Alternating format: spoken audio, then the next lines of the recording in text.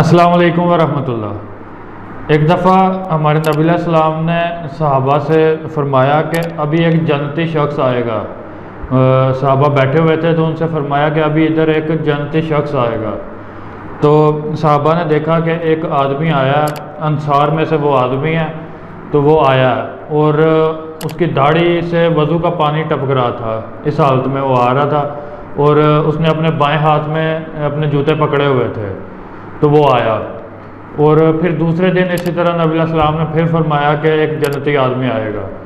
तो दूसरे दिन भी वही आदमी जो पिछले दिन आया था, पहले दिन वही आदमी उसी हालत में आया दूसरे दिन। तो फिर तीसरे दिन दोबारा तीसरी बार फिर नबी अलैहि सलाम ने फरमाया कि एक जन्नती आदमी आएगा।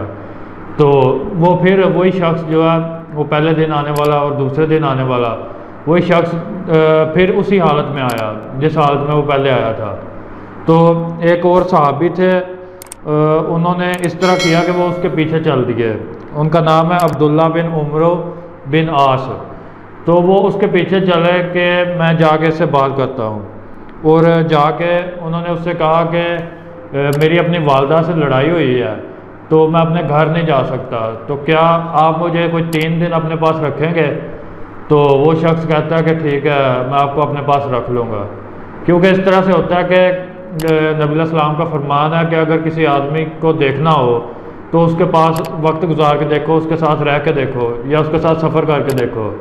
तो इस तरह से इन्होंने कहा कि मैं 3 दिन इसके पास रह के देखता हूँ कि ये क्या अमल करते हैं। तो वो उस आदमी के पास चले गए, अब्दुल्ला बिन उमरो।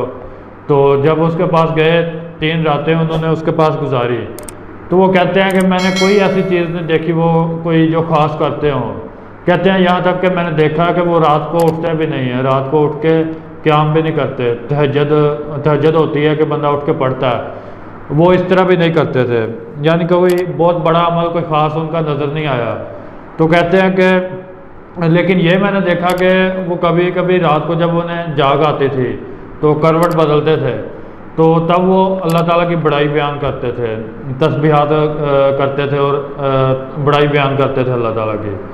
तो ये चीज़ सिर्फ वो करते थे। तो कहते हैं कि मैं उनके अमल को हकीर समझने लगा था।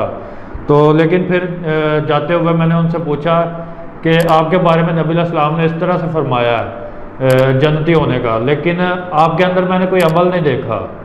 तो वो शख्स कहते हैं कि उस आदमी ने कहा कि जो अमल तुमने देखे हैं मेरे वही मेरे अमल हैं, यानी कि इसके अलावा मेरे कोई अमाल नहीं है।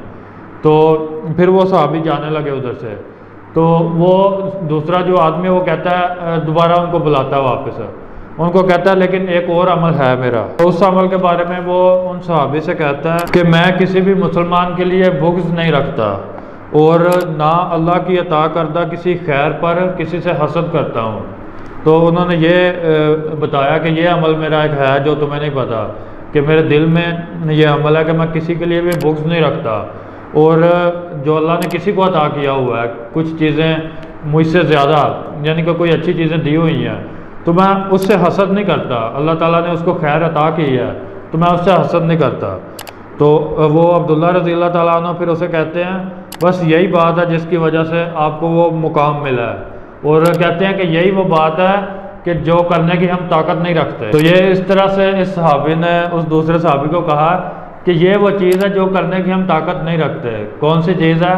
कि किसी से बुग़्ज़ ना रखना, और किसी को जो चीज़ें मिली हुई हैं, कोई अच्छी चीज़ मिली हुई है, कोई ख़ास मुकाम मिला हुआ है, दुनियावी चीज़ें मिली हुई हैं, उससे हसद ना करना।